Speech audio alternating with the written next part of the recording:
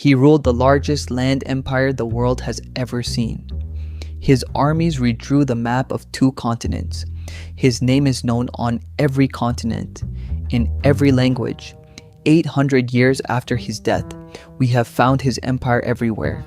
His capital, his palaces, his laws written down, his bloodline carried today by millions of living descendants.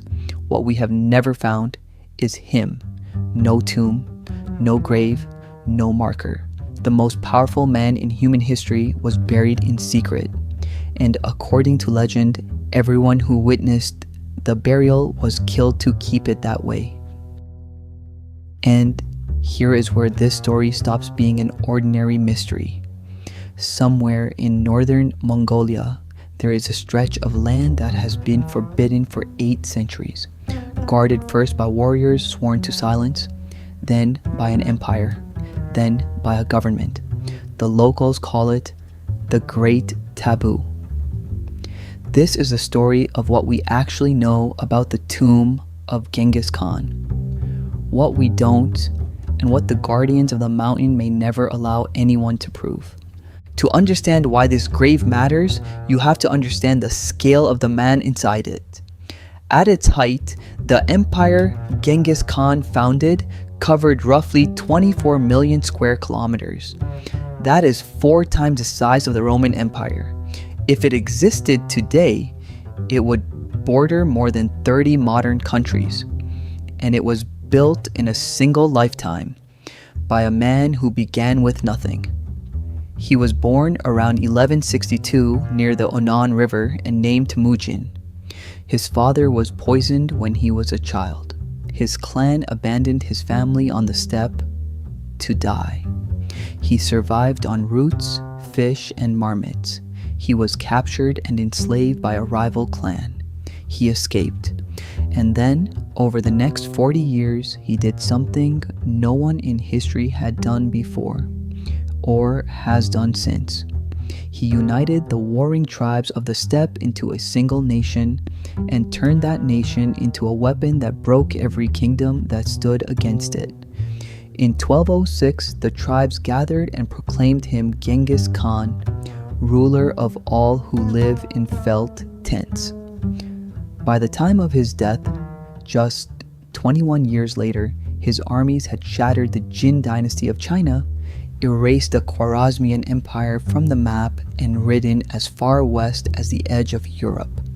Cities that resisted him ceased to exist. Historians still debate the numbers, but the conquest of the Mongol Empire may have altered the population of the entire planet. And his presence is still measurable today, not in stone, but in blood. In 2003, geneticists studying populations across Asia found something extraordinary. A single genetic lineage carried by roughly 16 million living men, 1 in every 200 men on Earth. The lineage traces back to Mongolia, to the 12th century, to one prolific male line. Science cannot prove it is him, but no other candidate comes close. An empire on the map, an empire in our blood, and at the center of it all, an empty space where a grave should be. In August 1227, during his final campaign against the kingdom of Western Xia, Genghis Khan died, and the mystery begins immediately, because the sources cannot even agree on how. Some say he fell from his horse, some say illness, some say a wound taken in battle. One legend, recorded centuries later, claims he was killed by a captive princess. 800 years on, historians still cannot say which story is true, but what happened next is stranger than any of them. The oldest Mongolian text we possess, The Secret History of the Mongols, written within living memory of his death, records his life in extraordinary detail. On the location of his burial, it falls silent, deliberately, completely. The silence itself was policy. His dying wish, according to tradition, was to be buried in secret, with no monument, no marker, nothing to find. The legends of how that secrecy was enforced have echoed for centuries. Marco Polo, writing decades later, claimed the funeral escort killed every living soul it encountered on the journey home, so that no witness could ever mark the route. Another account says the slaves who dug the grave were executed, and then the soldiers who executed them were executed in turn. One legend claims a river was diverted to flow over the site.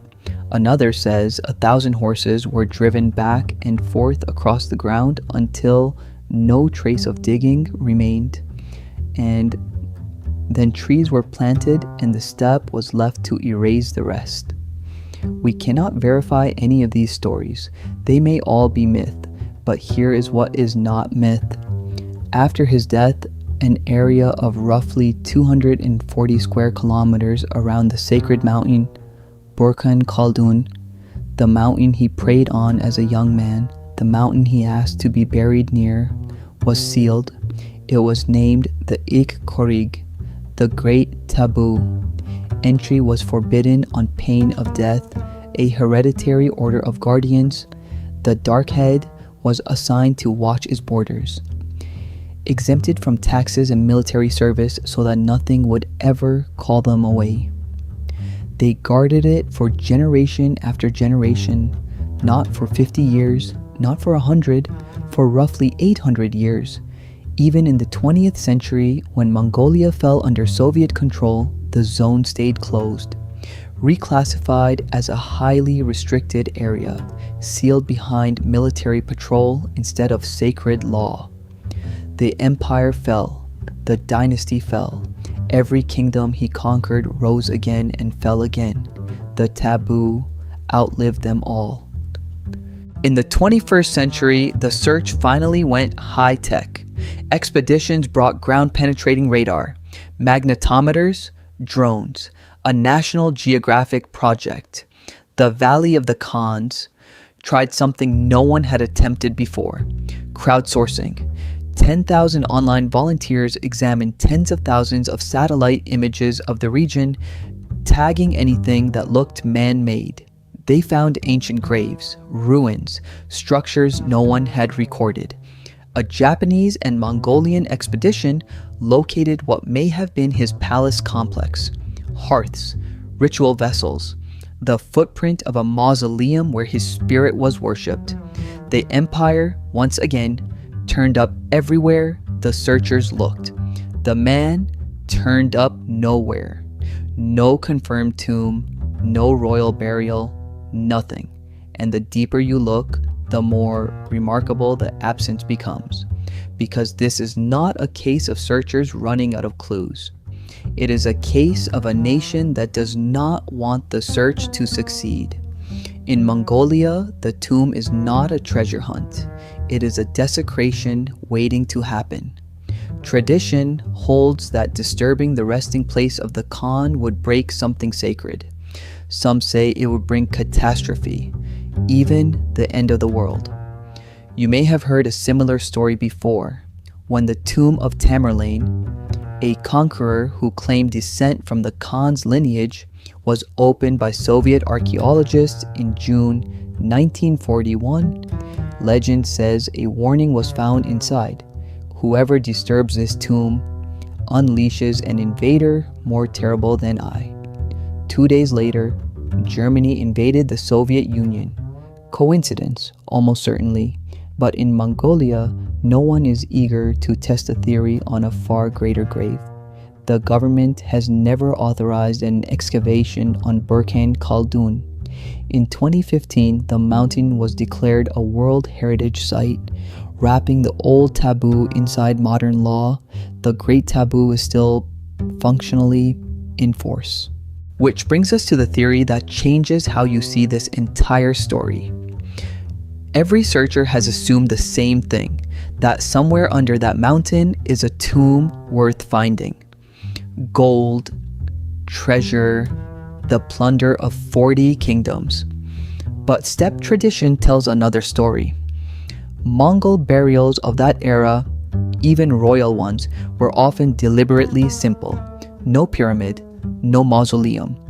A body returned to the earth, the ground closed, the grass allowed to grow back. No monument, because the step itself was the monument. If that tradition was followed, then the greatest conqueror in human history may lie beneath an ordinary, unmarked patch of grass. No chamber to detect, no gold to scan for, nothing distinguishable from 10,000 other hillsides, which would mean the tomb of Genghis Khan is not merely hidden, it is unfindable by design. The man who conquered everything understood one final truth. The only way to never be conquered is to never be found. Today, Burkhan Khaldun still rises over northern Mongolia. Pilgrims climb parts of it. Herders graze the valleys at its feet. And somewhere, under the forest, under the grass, under 800 years of silence, the man who built the largest empire on earth is still winning his last campaign. Every kingdom he conquered has been excavated, mapped, and museumed. His grave has defeated satellites, radar, and 10,000 volunteers. Perhaps one day, an accident, a flood, a landslide, a herder's spade will end the mystery, or perhaps the Dark Hat were more successful than anyone imagined, and the answer will simply never come. Either way, the mountain is keeping its promise. The great taboo holds, and this archive remains sealed.